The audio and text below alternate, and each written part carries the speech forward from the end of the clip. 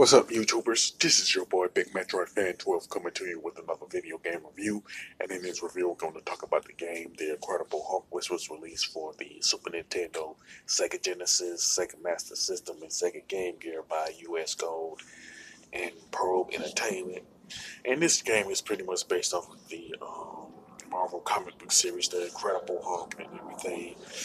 And pretty much the plot of the game is that the Incredible Hulk is looking for an evil mastermind named the leader is like trying to take over the city and stuff like that, for some things like that. So the Hulk is pretty much on a mission to stop the leader and everything. Now the Incredible Hulk game has pretty much 7 levels where you pretty much fight different enemies and stuff like that.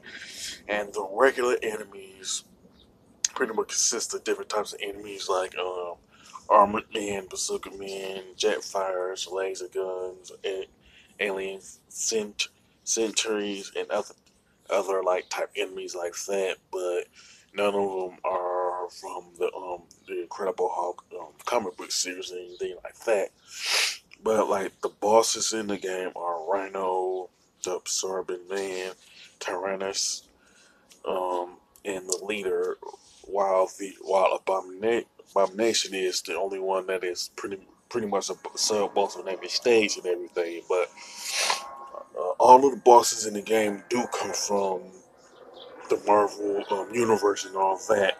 So you'll see like Rhino, I think is the only one that comes from say the Spider-Man comic book series, while the Abomination is come from, I know for a fact, come from the Incredible Hulk series and stuff like that. But the other two, I'm not like too sure about because I wasn't really not really a big Marvel's fan like that. You know what I'm saying? So anybody who knows about Tyrannus and Absorbing Man can mention in the comment section which Marvel comic book franchise they come from and stuff. Now,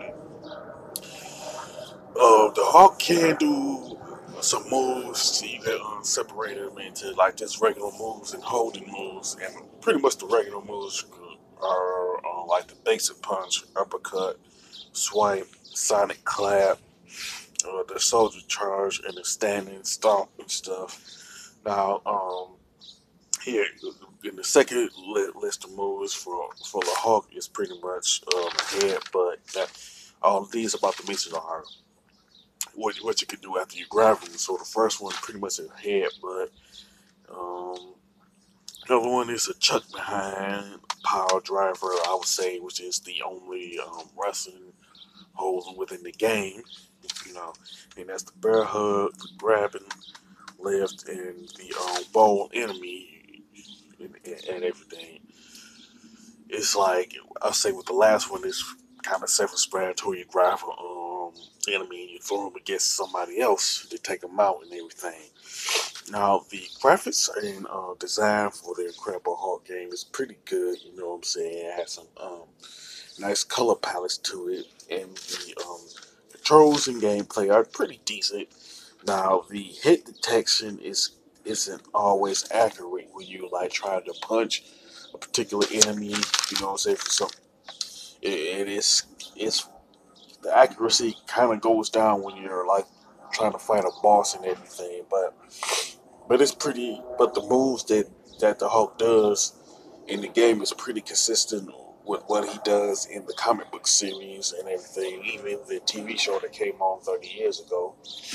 Now the soundtrack is pretty good, and it pretty much fits the tone of the game just from an overall standpoint and everything.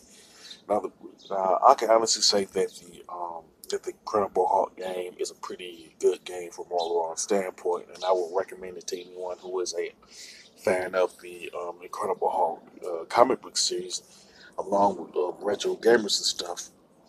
Now, as far as the score, I definitely give the Incredible Hulk game 8 out of 10. Is pretty decent out. It's like better than a lot of the I'll say the vast majority of video games that's based off of Marvel comic book series. You know what I'm saying? It's definitely better than X-Men and Wolverine on the NES and stuff. Now, with that being said, if you pretty much sound off in the comment section about the Incredible Hulk game, you know what I'm saying? Whether you like the Super Nintendo version, the Genesis version, the Sega Master System version, or the Game Gear version and stuff like that. You can even talk about the comic book series from a general standpoint and stuff. Now, if you like this video, don't hesitate to click the thumbs up button. Don't forget to subscribe and hit that bell notification button. This is your boy Big Metroid Fan 12 signing off.